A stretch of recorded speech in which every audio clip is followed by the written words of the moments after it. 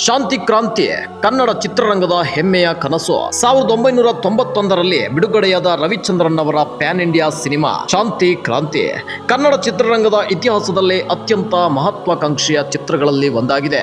ಈ ಚಿತ್ರವನ್ನು ನಿರ್ದೇಶಿಸಿದ್ದು, ನಿರ್ಮಿಸಿದ್ದು ಮತ್ತು ನಾಯಕನಾಗಿ ನಟಿಸಿದ್ದು ಸ್ವತಃ ಕ್ರೇಜಿ ಸ್ಟಾರ್ ರವಿಚಂದ್ರನ್ ಅವರು.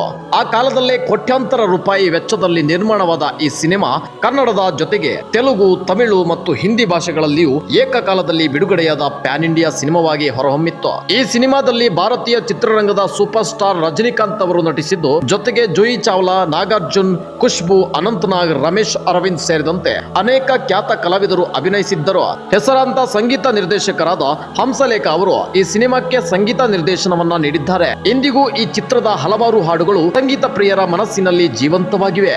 ಶಾಂತಿ ಕ್ರಾಂತಿ ಕೇವಲ ಒಂದು ಸಿನಿಮಾ ಮಾತ್ರವಾಗಿರಲಿಲ್ಲ, ಅದು ರವಿಚಂದ್ರನ್ ಅವರ ಕನಸು, ಧೈರ್ಯ ಮತ್ತು ಕನ್ನಡ ಚಿತ್ರರಂಗವನ್ನು ಅಂತಾರಾಷ್ಟ್ರೀಯ ಮಟ್ಟಕ್ಕೆ ಕೊಂಡೊಯ್ಯಬೇಕೆಂಬ ಮಹತ್ವಾಕಾಂಕ್ಷೆಯ ಸಂಕೇತವಾಗಿತ್ತು. ಆದರೆ ಇಷ್ಟೊಂದು ದೊಡ್ಡ ನಿರೀಕ್ಷೆಗಳೊಂದಿಗೆ ಬಿಡುಗಡೆಯಾದ ಈ ಸಿನಿಮಾ ಬಾಕ್ಸ್ ಆಫೀಸ್ ನಲ್ಲಿ ನಿರೀಕ್ಷಿತ ಮಟ್ಟದಲ್ಲಿ ಯಶಸ್ಸು ಕಾಣಲಿಲ್ಲ.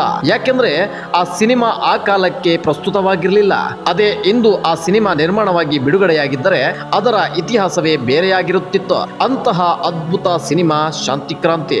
ಅಂದು ಭಾರಿ ಬಜೆಟ್ ಮತ್ತು ಕಡಿಮೆ ಆದಾಯದಿಂದ ರವಿಚಂದ್ರನ್ ಅವರಿಗೆ ದೊಡ್ಡ ಆರ್ಥಿಕ ಹೊಡೆತ ಬಿತ್ತು. ಆದರೂ ಅವರು ಕುಗ್ಗಲಿಲ್ಲ. ಮತ್ತೆ ಹೊಸ ಕನಸುಗಳೊಂದಿಗೆ ಕನಸುಗಾರ ರವಿಚಂದ್ರನ್ ಅವರು ಕನ್ನಡ ಚಿತ್ರರಂಗಕ್ಕೆ ಅನೇಕ ಸೂಪರ್ ಹಿಟ್ ಸಿನಿಮಾಗಳನ್ನು ನೀಡಿದರು. ಇಂದು ಶಾಂತಿ ಕ್ರಾಂತಿಯನ್ನು ನೆನಪಿಸಿಕೊಂಡಾಗ ಜನರು ಅದರ ಸೋಲನ್ನು ಮಾತ್ರವಲ್ಲ, ಒಬ್ಬ ಕಲಾವಿದನ ಅಸಾಧಾರಣ ಧೈರ್ಯವನ್ನ ನೆನಪಿಸಿಕೊಳ್ಳುತ್ತಾರೆ. ಯಶಸ್ಸು ಎಲ್ಲರಿಗೂ ಸಿಗಬಹುದು, ಆದರೆ ಇಷ್ಟೊಂದು ದೊಡ್ಡ ಕನಸು ಕಾಣುವ ಧೈರ್ಯ ಎಲ್ಲರಿಗೂ ಇರುವುದಿಲ್ಲ. ಅದಕ್ಕಾಗಿಯೇ ರವಿಚಂದ್ರನ್ ಅವರು ಕೇವಲ ಒಬ್ಬ ನಟ ಅಲ್ಲ, ಕನ್ನಡ ಚಿತ್ರರಂಗದ ಕನಸುಗಾರ. ಶಾಂತಿ ಕ್ರಾಂತಿ ಸೋತಿರಬಹುದು, ರವಿಚಂದ್ರನ್ ಅವರು ಯಾವತ್ತೂ ಸೋಲೋದಿಲ್ಲ. ಅವರ ಕನಸು ಮತ್ತು ಧೈರ್ಯ ಎಂದೆಂದಿಗೂ ಸೋಲಲಿಲ್ಲ. ರವಿಚಂದ್ರನ್ ಅವರ ಶಾಂತಿ ಕ್ರಾಂತಿ ಮೂವಿ ಮತ್ತೆ ರಿಲೀಸ್ ಆಗಬೇಕಾದ್ರೆ ರಿಲೀಸ್ ಅಂತ ಕಮೆಂಟ್ ಮಾಡಿ. ನಿಮಗೆ ನಮ್ಮ ವಿಡಿಯೋ ಇಷ್ಟ ಆದ್ರೆ ನಮ್ಮ ಪೇಜ್ ಅನ್ನ ಫಾಲೋ ಮಾಡೋದನ್ನ ಮರಿಬೇಡಿ. ನಮಸ್ಕಾರ.